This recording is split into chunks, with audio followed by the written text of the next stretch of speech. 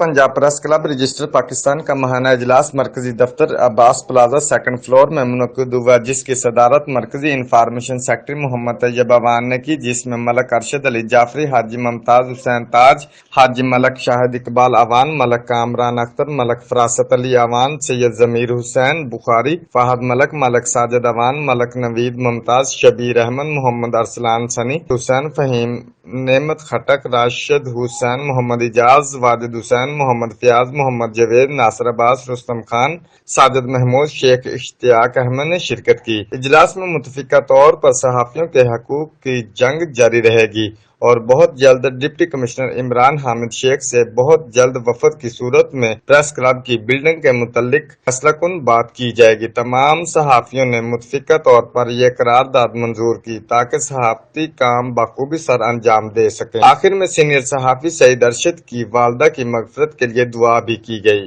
Report Tayyab Awan, bureau chief, Geo express news, अटक।